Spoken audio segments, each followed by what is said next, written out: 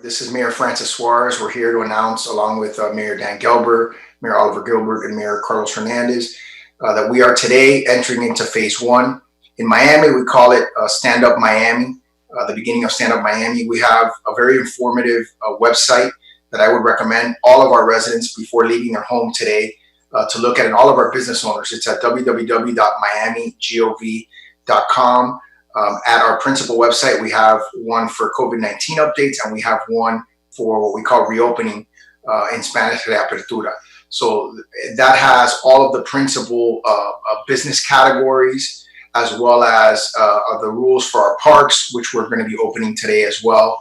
I'm joined by the mayors from the largest cities that we have decided to collaborate on this reopening, so that all our cities are not excessively burdened, so that we can review all the rules and make sure that our residents are educated on them.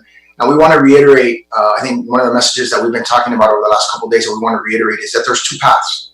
There's a path of responsibility and the path of irresponsibility. The path of responsibility leads us to phase two. The path of irresponsibility could quickly lead us back to reverse this phase one opening. And so we just want to reiterate that. We want to make sure that our residents are reviewing the rules, following the rules, and we're hopeful that this is the beginning of the process of continuing to reopen our cities safely. I don't know, Mayor Hernandez, if you want to jump in, and then Mayor Gelbert and Mayor Gilbert, who is at a feeding event. Yeah, this is again, and I'm going to just say something that Mayor Suarez just said. This it's important that we all work together, especially in large cities, because this virus doesn't know the boundaries between Hialeah and Miami, or Hialeah and Miami Gardens. So it's important that we all work together, and I think that's what we're doing here to make sure that we move forward. We still have to remind all of our citizens that we have a virus, that just because we're reopening doesn't mean that this has gone away. So we all have to take that personal responsibility.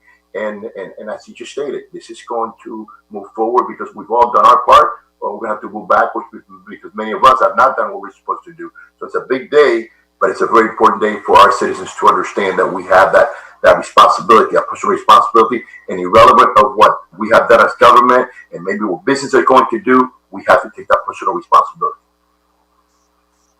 Thank you. Thank you. And I want to just thank, Mayor Suarez, Mayor Hernandez, Mayor Gilbert, and other mayors, by the way, because, there's no playbook for this. And frankly, being able to talk to folks who are looking at it, although we're different cities, we share almost all of the same concerns. And so having them available to work with and to talk to and bounce things off of, and frankly, to steal ideas from, although I think Mayor Suarez is stealing more from me, but but no, in seriousness, it is really, their leadership is really important, and I am very grateful for that. And also, shouldn't be lost in anybody, the interconnectedness of our cities, as Mayor Hernandez spoke a moment ago. For instance, I'm pretty certain that 60 or 70,000 workers in my city come from my colleagues' cities overwhelmingly. And I know that our residents go and visit their cities all the time. And since the virus is a silent spreader, it's really important for us to be on the same page, because it's not just a matter of capacity where one city might overwhelm if another city's closed, but it's a point of being able to work together to handle the virus and manage it. We have to remember something. This disease is diminished. It's diminished. We've reached the gating criteria because of the efforts of our residents. That's what's happened.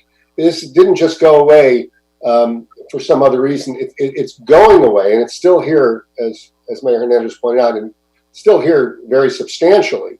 But it's been diminished because our residents sheltered at home, because they wore masks, because they exercised physical and social distancing and made sacrifices, frankly. And so I want to first say thank you to the residents who did that and to my colleagues for leading the way. But I also want to say that the message can't be today that since we're starting our phase one, that it's time to forget about all that. Now is not the time to forget about any of these guidelines or criteria or recommendations or orders even.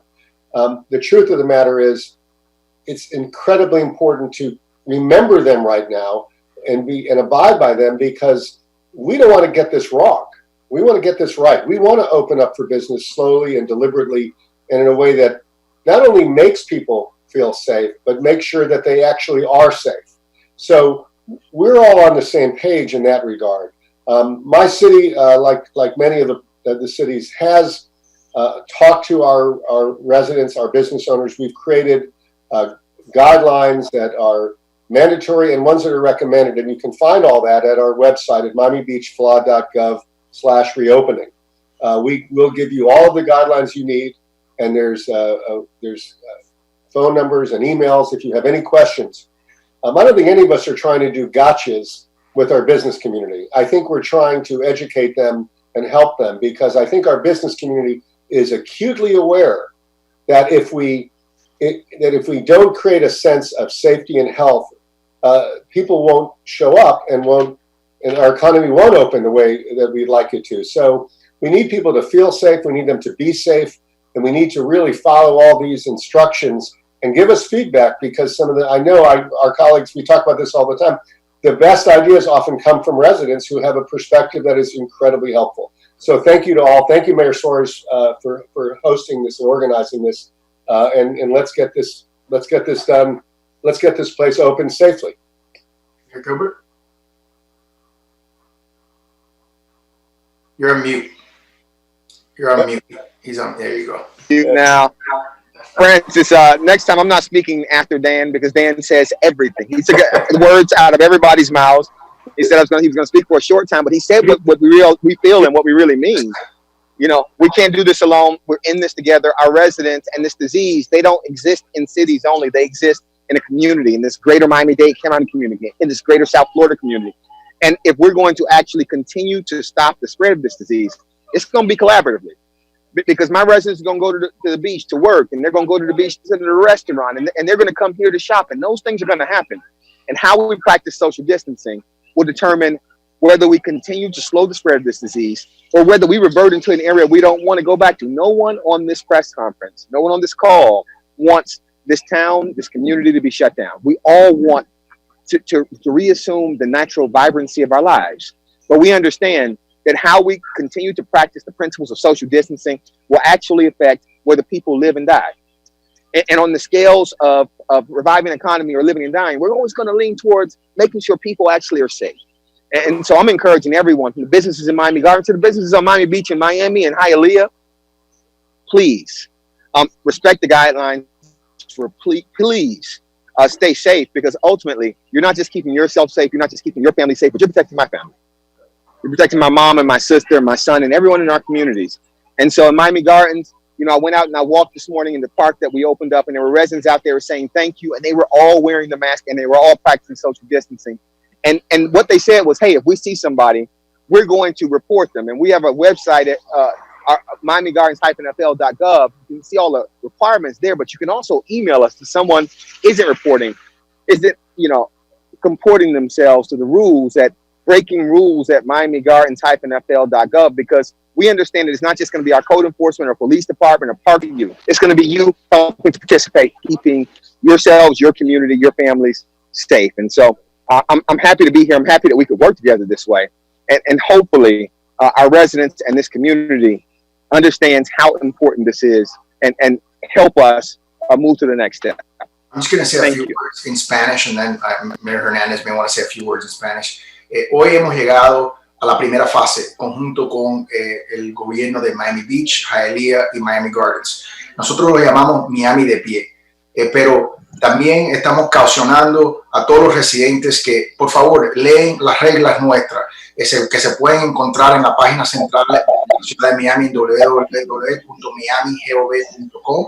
Hay una tecla para la reapertura que tiene todas las reglas para todos los diferentes tipos de negocios, no solo para los comerciantes, pero también para los patrocinadores de los negocios, así que los clientes nuestros. Así que para ustedes, por favor, entienden que hay dos pasos, el paso de responsabilidad y el paso de irresponsabilidad. Si tomamos el paso de responsabilidad, podemos continuar a un giro hacia la segunda fase en 14 días. Si no, vamos a tener que reversar todo lo que hemos hecho para llegar a este punto, todos los sacrificios que hemos hecho.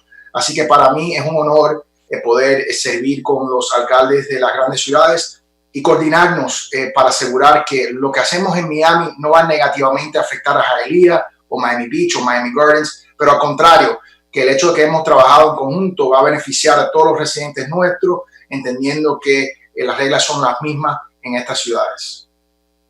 Gracias, alcalde. De nuevo, todas las ciudades que están aquí, si van a las páginas del internet de esa ciudad, va a tener esa información.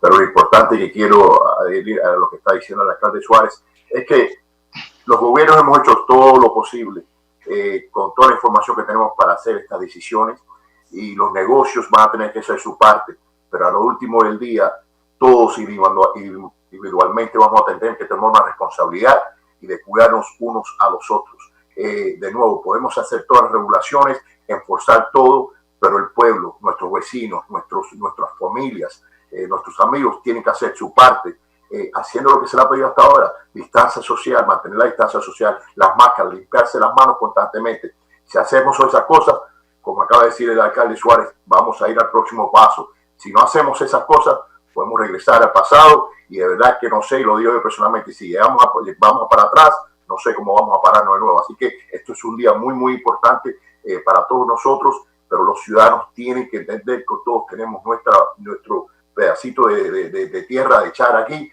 para echar para adelante. Thank you very much, Mayors. Now we're going to the Q&A section. We're going to start with Steve Litz. Steve? Yes, hi, can you all hear me? Yeah, Steve. Yeah, Steve, thanks. Thank you very much. I'm just wondering, with respect, and if any of the mayors can chime in, but with respect to an influx, with respect to unexpected crowds, can one of you talk about the possibility of that, and have you given that some thought? And especially coming up this Memorial Day weekend. Mayor Gubber, you want to take that one? Yeah. I'll start. We all get crowds. I mean, our city is, I always think of it as almost a gathering-based economy. So obviously we're concerned about it. And we saw what happened in early March with spring break crowds and other events when we didn't even know there was virus in the community because there was no tests telling us that. We're concerned about it. And of course, in an open promenade like Lincoln Road or Ocean Drive or in Wynwood or in other places where there are just open promenades, it's hard to control. We're not like Disney World where we have a way to stop people from coming in at a certain capacity, or even or any venue that can do that. So I worry about that.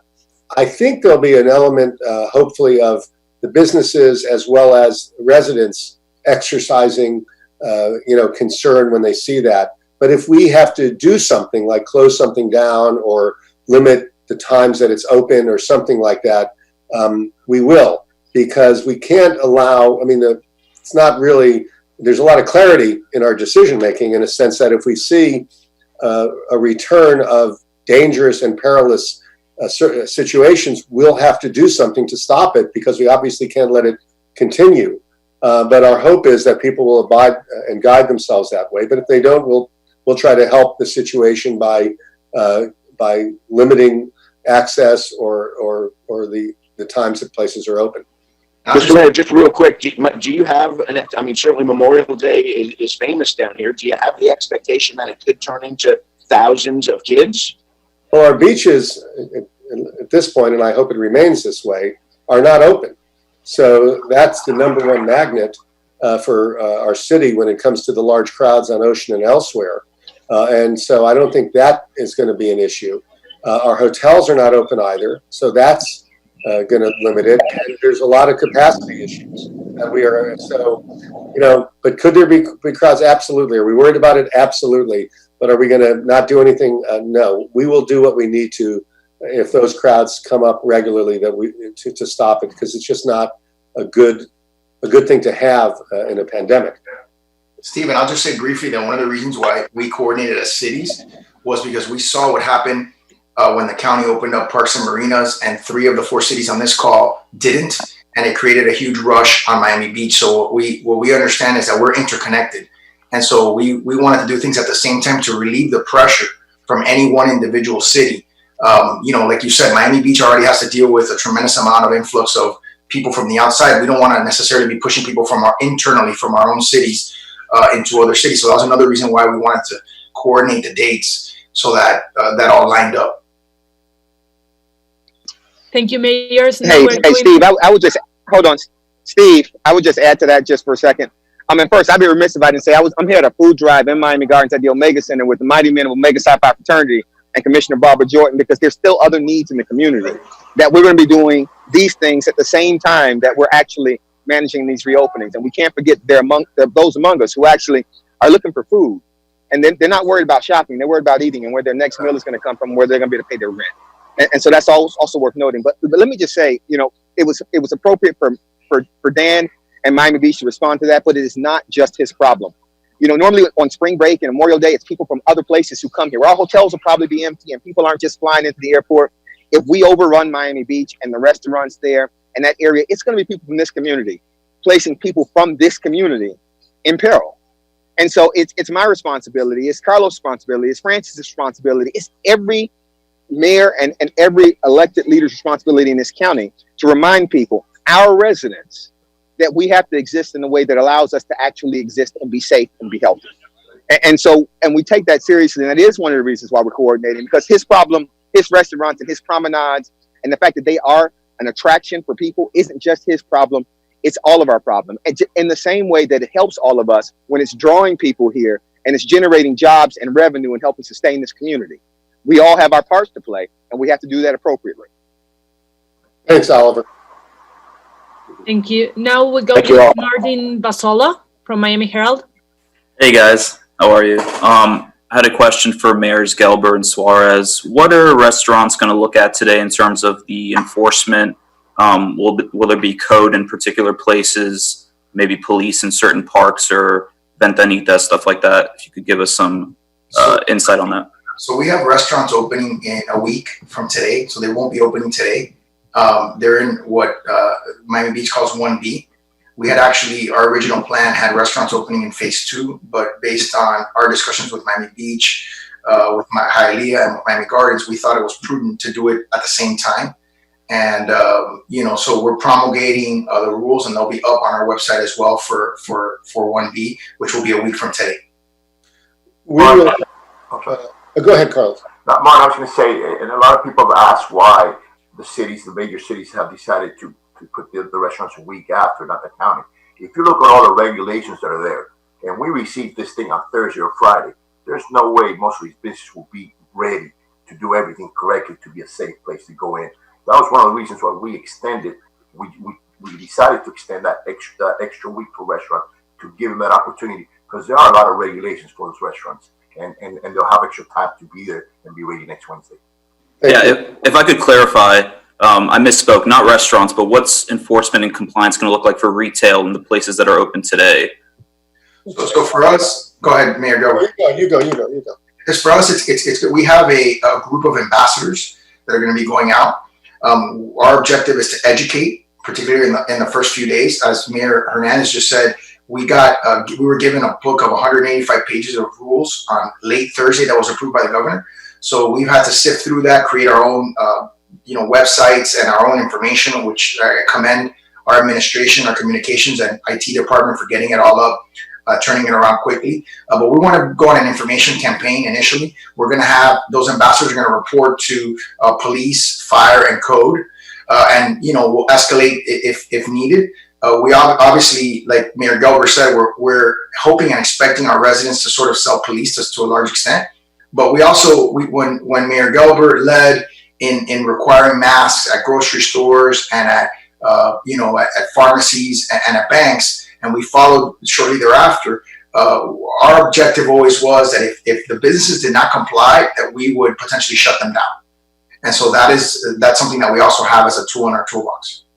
Yeah, Martin, look, in our city, we already have the website up that tells what the rules are and what the recommendations are, so people know the difference. We have at least 50 people who are going out and have been going out over the last week, or certainly over the last 3 or 4 days, to our retail establishments and our restaurants, because we have 800 of them. And to your question, we only have 10 days to get them ready. And the other thing, though, is I created, and I know my colleagues have done similar things in their communities. The business community is really working for this. They are very sensitive to the fact that if people don't show up because they're scared, they're not going to shop and they're not going to spend money, and this whole experiment doesn't work. So they're doing a lot themselves. I have a lot of faith in the ingenuity of our business community to make sure that things look and are safe. And I will say, by the way, that there's some excitement and some trepidation, but because of the tension between the goals of opening and exercising physical distance. That said, we're not looking to, and I think, like Mayor Suarez, we're trying to help before we're trying to close down. No one is going to look to rack up a bunch of gotchas on people. We're going to try to help them get to the point where they want to be, because we have the same intention, which is the last thing they want is to be known as a place that's dangerous to visit. And so we're going to help them the best we can and give them guidance. If necessary, we'll take action, but hopefully that's going to be the last resort and not the first resort. Thank you, Mayors. Now we're going to go with Brooke Schaffer from TVS4. Hi there. Can you guys hear me okay? Yes. Hey, everybody. Good morning. I wanted to ask, as far as restaurants go next week, what can people expect? Will restaurants be allowed to use part of the sidewalks, parts of the street to expand their capacity? Thank you, Brooke. A few things about restaurants. One is we're going to follow the state of Florida, which allows for 50% occupancy internally. But our city commission, and I commend them, all our commissioners had different ideas about how to expand outdoor capacity, including the use of sidewalks and the use of parking spaces. And so that's something that our city manager is now empowered to do, which is to find out how we can increase outdoor seating capacity so that we can get our restaurateurs as close to 100%, their regular 100%, respecting all of the distancing rules that we have in place. That's the same thing we're doing in Hialeah. I'll jump in right and quickly. That's exactly what we're doing in Hialeah.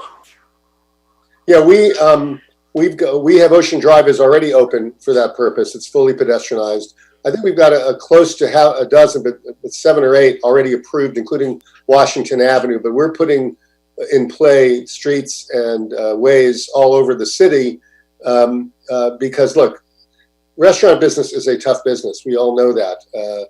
And people do it more out of love than for money. And it's hard in the best environment to do well. Restaurants fail all the time, even in the best of economies. So we try to give them the ability to succeed without impairing the healthcare directives. And the way to do that, we think, like my colleagues, is to open up outdoor seating areas so that people can be stretched. They can be stretched out away from one another, and it's also safer, obviously, outside than it is inside with the circulating air. So we're going to do that as much as we can, obviously mindful of traffic issues, but I think we're going to probably end up doing it with at least a dozen, maybe 2 dozen. Yeah, in Miami Gardens, we're still working through that. When it's going to be open, and also what the requirements are going to be. One of the things I noticed that we're substantially different. All of the economic development that we've created in Miami Gardens over the past 8 years has been basically, the restaurants have been created on major commercial corridors. So we have less flexibility to close down, for instance, University Drive at 27th Avenue, 183rd Street to 441. But we're going to do our best to work with our businesses to actually make sure we try to put regulations in place that keep people safe, but also allow for them to make money. Thank you, Mayors. Now we're going with Maria Alesia Sosa. Hi, how are you, mayors? My question is specifically for Mayor Suarez.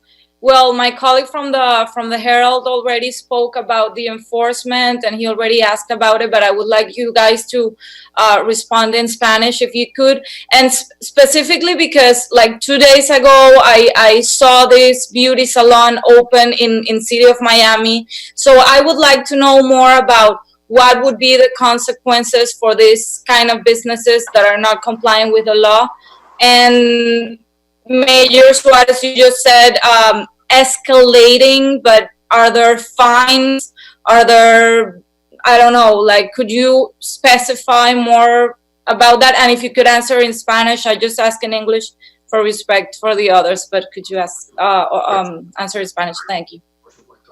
Nosotros tenemos una docena de embajadores que van a salir a las calles para educar a los comerciantes y a los residentes de la ciudad de Miami, entendiendo que, como dijo el alcalde Hernández, recibimos estas reglas muy tarde el jueves, con no mucho tiempo para empezar esta campaña de educar a los residentes nuestros. Una razón por cual decidimos empezar un poco más tarde que el condado de Miami-Dade, empezando este miércoles. Si un negocio no está cumpliendo con las normas y las reglas, nosotros tenemos la habilidad de cerrar ese negocio utilizando los oficiales de comportamiento de código y cumplimiento del código, y utilizando el departamento de policía.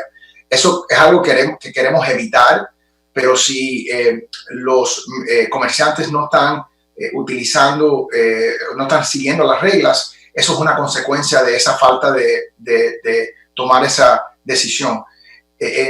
Los residentes, si están violando la ley, tenemos también la habilidad, obviamente, algo que deseamos no hacer, de arrestarlo. Y si lo arrestamos, se pueden multar, es un delito menor en cual pueden encarcelarse y pueden recibir una multa. Así que, de nuevo, nosotros queremos evitar esas circunstancias, esos enfrentamientos, y nuestro propósito ahora va a ser educar a los residentes y a los mercantes para asegurar que todo el mundo está cumpliendo y podemos avanzar a una segunda fase.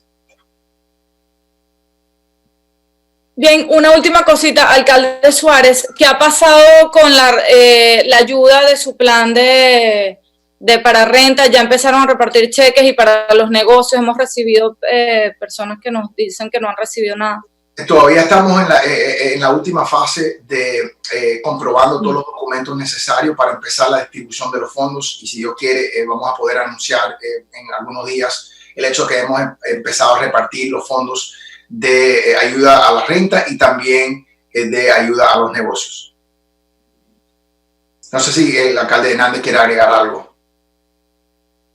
Dijiste bien claro, Francis, de nuevo aquí, y lo dijo el alcalde Gilbert también. Creo que los negocios tienen tanto también para ellos, que quieren hacer todo correcto, porque lo menos que ellos quieren es que vaya una persona y no se sienta bien o que vea algo que le peligra. Así que yo creo que lo importante es educar a estos negociantes, porque a veces todavía necesitan un poco de educación, pero creo que la parte de esfuerzo va a ser algo muy atrás, y va a ser pocos negocios que no quieran hacer lo correcto, porque al último del día, de nuevo, esos negocios tienen el mismo interés que nosotros, que las personas entren y se sientan bien. Así que, y también va a ser una responsabilidad de esos clientes de hacer las cosas correctas también, y hacer las cosas que le estamos pidiendo.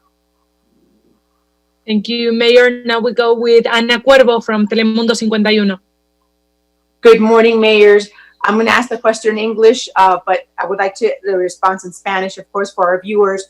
Do you expect to be working in the next phases together as cities? For example, for the next openings, a lot of gyms are very eager to know when they will open. And specifically in the city of Miami, the nightclubs that were open very successfully until we were hit with this pandemic. When do you think that might happen as far as nightclubs, concert halls, that type of nighttime venue? When do you expect that might possibly happen?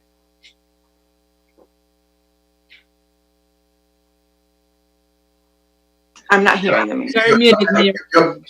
Yo espero coordinar con las ciudades, con los alcaldes que tenemos en esta reunión, porque lo hemos hecho de una forma exitosa.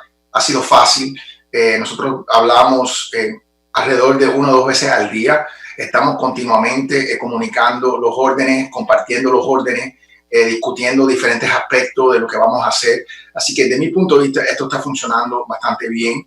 Así que yo deseo continuarlo en la segunda fase y la tercera. Si de una forma nos ajuntamos al condado, mejor todavía.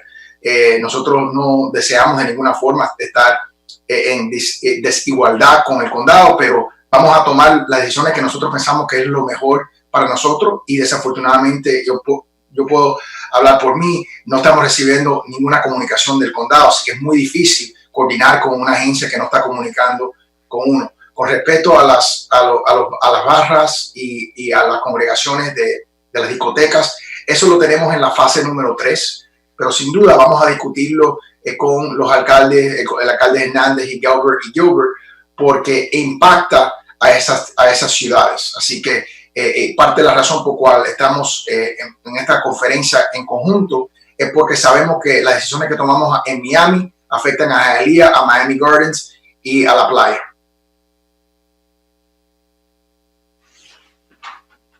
You're muted, Ana. Ana, you're muted.